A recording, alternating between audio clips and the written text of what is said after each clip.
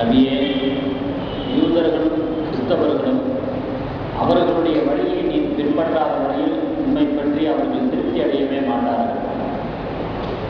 ஆகவே அவர்களை நோக்கி நிச்சயமாக அல்லாஹ்வின் வழி இஸ்லாம், அதுவே நேர்வழி என்று சொல்லும். அல்லாஹ் தஆலா இந்த வசனத்தில் குர்ஆன் இறக்கப்பட்ட காலத்திலேயே சொல்லிட்டான், கிறிஸ்தவர்களுடைய தரப்பிலிருந்தும் யூதர்களுடைய தரப்பிலிருந்தும் உங்களுக்கு பலவிதமான நெருக்கடிகள் வந்துகிட்டே இருக்கும். பல வகையான தாக்குதல்கள், நெருக்கடிகள், மன உளைச்சல்கள், அடக்குமுறைகள், இவைகளெல்லாம் வந்து கொண்டே தான் இருக்கும். எது வரைக்கும் அப்படின்னு சொன்னால், நபியை பார்த்து சொல்ற மாதிரி நம்மளுக்கு சொல்லலாம். அவர்களை நீங்கள் பின்பற்றுகிற வரை அவங்க உங்களுக்கு கொடுக்குற டார்ச்சரை நிப்பாட்ட மாட்டாங்க. நம்ம அவங்களை பின்பற்றுவோமா, அவங்க வழியில் செல்வோமா, அவங்களுடைய மார்க்கத்தை ஏற்றுக்கொள்வோமா, மாற்றோம். அப்போ என்னாச்சு, அவர்களுடைய தரப்பிலிருந்து இடர்பாடுகள், தொந்தரவுகள் வந்துக்கிட்டே தான் இருக்கும். நான் ஸ்டாப் வந்துக்கிட்டே இருக்கும். அதை நம்ம எதிர்கொண்டு தான் ஆகணும் அப்படிங்கிற ஒரு விஷயத்தை குர்ஆனுடைய வசனங்கள் இறக்கப்பட்ட காலத்திலேயே அல்லாஹ் சொல்லிட்டான். அவன் சொன்ன மாதிரியே இன்ன வரைக்கும் வந்துகிட்டு தான் நடக்குது. இஸ்லாம் தோன்றிய காலத்திலிருந்தே இன்றைய காலம் வரைக்கும் அவர்களுடைய தரப்பிலிருந்து பலவிதமான காலத்தினுடைய வளர்ச்சிக்கு தகுந்தது மாதிரி, காலத்தினுடைய சூழ்நிலைக்கு தகுந்தது மாதிரி அவர்களுடைய தரப்பிலிருந்து பலவிதமான சங்கடங்களை நம்ம தொடர்ந்து இந்த சமுதாயம் அனுபவித்துக் கொண்டே இருக்கிறது. இந்த அல்லாஹ் ஆரம்பத்திலேயே சொல்லி வச்சுக்கலாம். எத்தனையோ மார்க்கங்கள் இந்த உலகத்தில் இருந்து கொண்டிருக்கிறது, மதங்களாக, மார்க்கங்களாக. அவைகளெல்லாம் மனித முயற்சியால் தோற்றுவிக்கப்பட்டவை. அதில் எந்த விதமான சந்தேகமும் கிடையாது. அல்லாஹ்வால் தோற்றுவிக்கப்பட்ட, அல்லாஹ்வால் முறைப்படுத்தப்பட்ட ஒரே மார்க்கம் இஸ்லாம் மட்டும்தான். மற்றதெல்லாம் மனித முயற்சியால் உருவாக்கப்பட்டது. இந்த அல்லாஹ் சொல்றான், ரதீது லகுல் இஸ்லாம தீனா, ரதீது லகுல் இஸ்லாம தீனா. இஸ்லாத்தை தான் அல்லாஹ் மார்க்கமாக அங்கீகரித்திருக்கிறார்.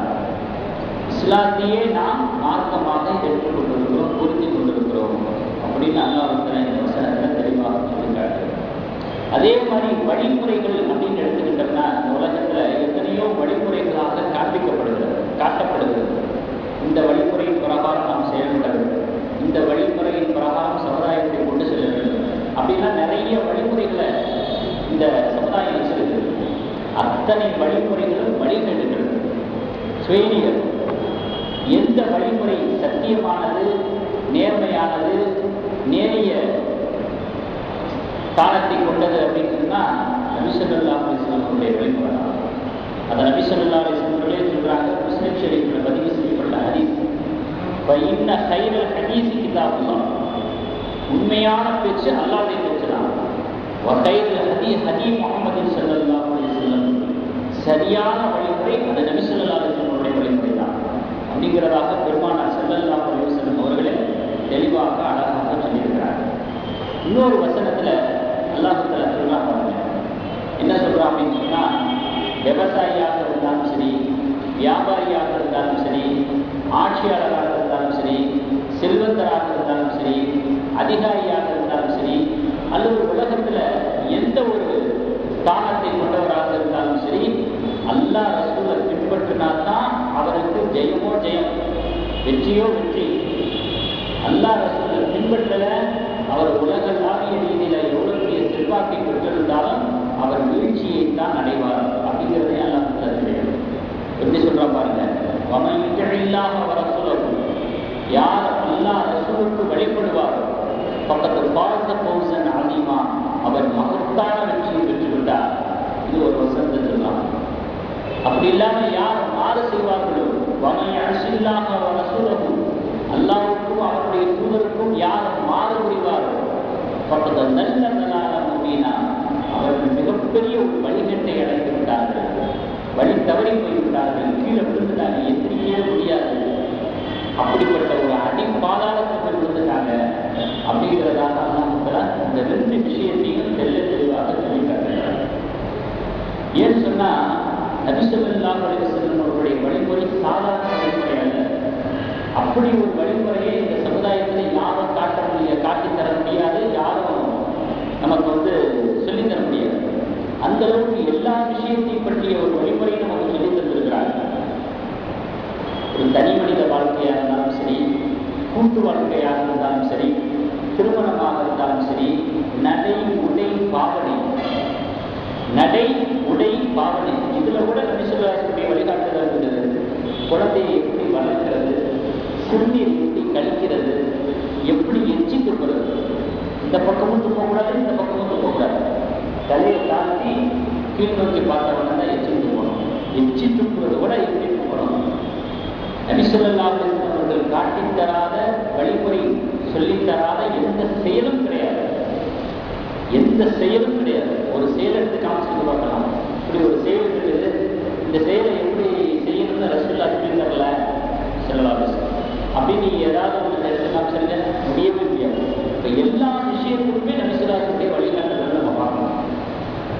அப்பவே சொல்லிட்டாங்க செருப்பு அணிந்து கொள்ள வேண்டும், அப்பவே சொல்லிட்டாங்க செருப்பு அணிந்து கொள்ள வேண்டும்.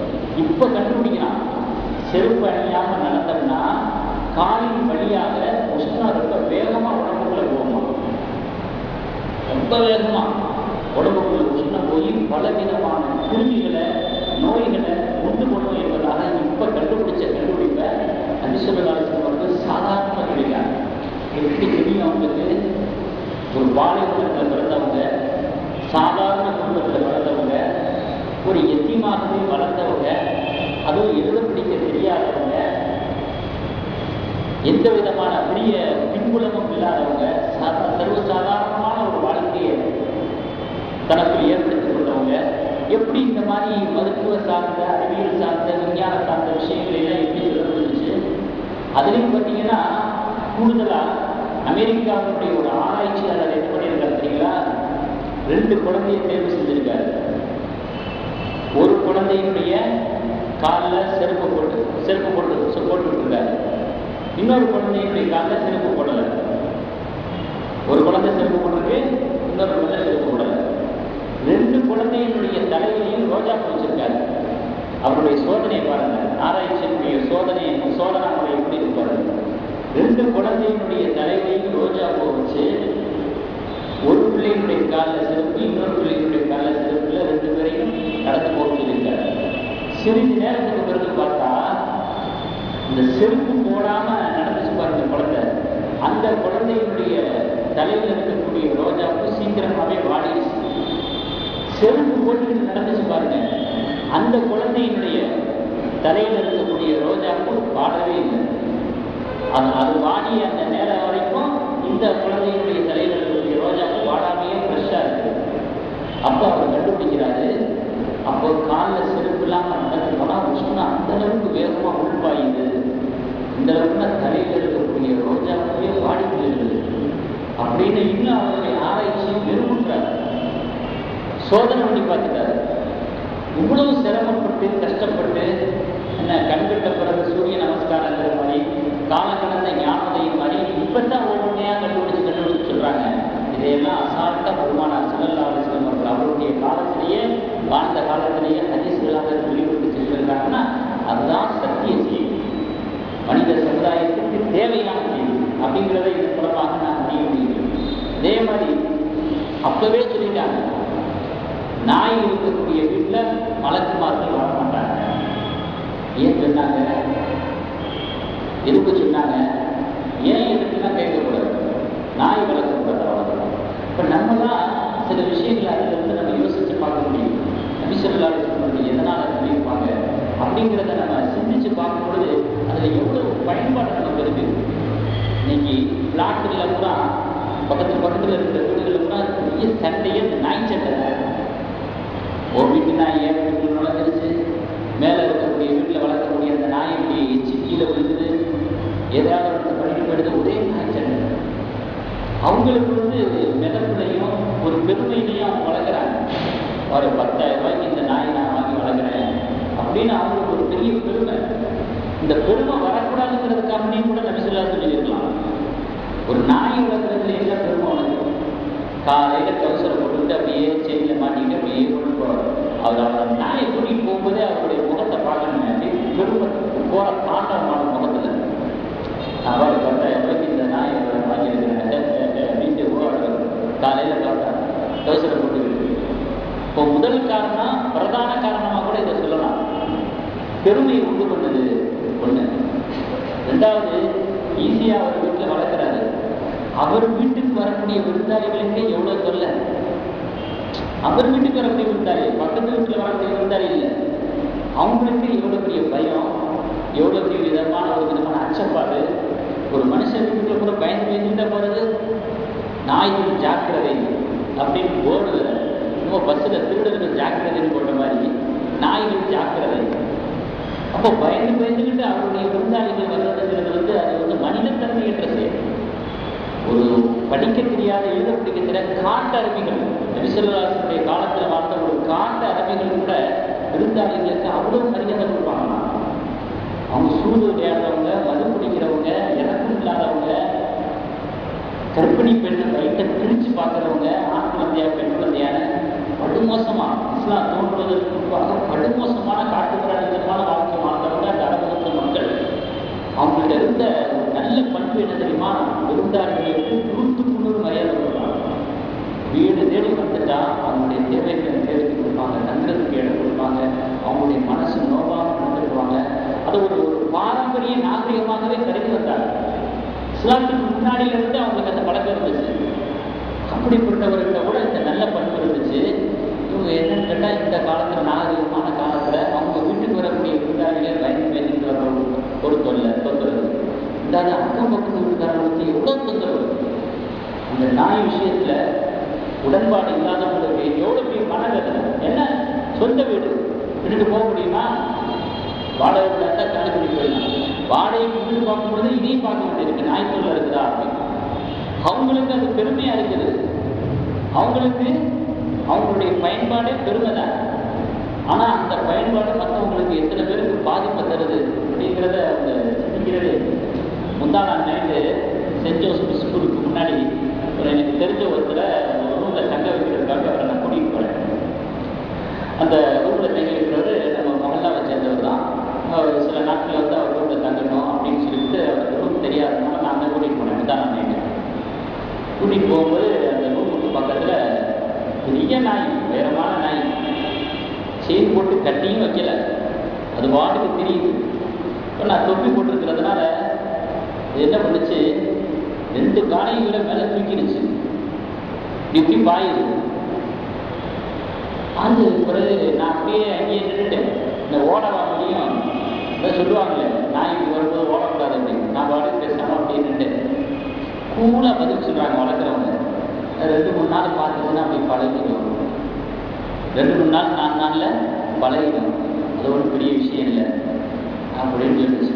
நான் மனசுக்குள்ள நினச்சிட்டேன், 4-5 நாளில் பழகிடுச்சுன்னா அதுவும் தெரியுங்களா, பழகிறதுக்குள்ளாடி கடிச்சு முடிச்சுன்னா அதுக்கு பிறகு அது பழகினாத்த என்ன, பழகாமல் போனாத்த என்ன, 4 நாளில் பழகிடுமா? என்ன பேச்சு இது?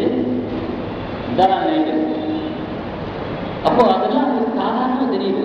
இன்னும் சொல்ல பார்த்தீங்கன்னா மற்றவங்க அப்படி மிரண்டுவாங்க, ஒரு சிரிப்போட்டு சிரிப்பாங்க. இதெல்லாம் வந்து அடுத்தவங்களுக்கு வந்து மிகப்பெரிய ஒரு தொந்தரவு கொடுக்குறது.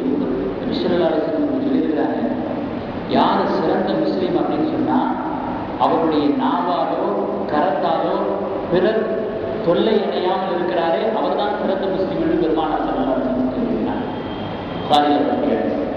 எந்த வகையிலும் நம்முடைய நாவின் மூலமாகவோ கரத்தின் மூலமாகவோ அடுத்தவருக்கு சொல்லி தரப்படார். அப்பத்தான் அவர் சிறந்த முஸ்லீம் என்கிற பெயரையே பெறுகிறார். அப்போ இன்னும் நீங்கள் ஆராய்ச்சி பண்ணி பார்த்தீங்கன்னா, அப்பவே 1400 வருஷத்துக்கு முன்னாடியே நபி ஸல்லல்லாஹு அலைஹி வஸல்லம் ஏன் நாய் வளர்க்கக்கூடாதுன்னு சொன்னாங்க அப்படிங்கிற காரணம்லாம் இப்போ நமக்கு தெரியும்.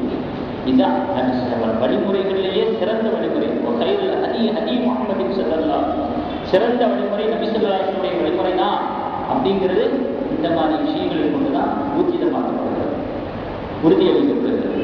அதனால என்னைக்கு நம்ம நபி ஸல்லல்லாஹு அலைஹி வஸல்லம் வழிமுறையை விட்டுட்டோமோ அன்றையிலிருந்து நமக்கு சோதனை ஆரம்பிக்கும், வேதனை ஆரம்பிக்கும். அதையும் அல்லாஹ் தஆலா திருமறையில தெளிவாக சொல்கிறான். இதெல்லாம் வச்சு பார்க்கும்போது நமக்கு கன்ஃபார்மாக தெரியுதா இல்லையா, நபி ஸல்லல்லாஹு அலைஹி வஸல்லம் வழிமுறையை நம்ம பின்பற்றணும். தாடி வைக்கிறதுலேருந்து, மிஸ்வாக் செய்கிறதுலேருந்து, செருப்பு போடுறதுலேருந்து, கழிவறைக்குள்ள நுழையும் பொழுது துவாவுகிறது, கழிவறையிலிருந்து வெளியே வரும்போது துவாவுகிறது, வீட்டுக்குள்ள நுழையும் பொழுது துவாவுகிறது, வீட்டிலிருந்து வெளியே வரும்போது துவாவுகிறது, கடைகளுக்கு தெருவழியாக போகும்போது துவாவுகிறது, பால் குடிக்கும்போது துவாவுகிறது, விருந்து சாப்பிட போட்டால் துவாவுகிறது, சாப்பிட்றதுக்கு முன்னாடி துவாவுகிறது, சாப்பிட்டு முடிச்சதுக்கு துவாவுகிறது. எதில் துவா இல்லை? எல்லாத்துலேயும் துவா இருக்குது.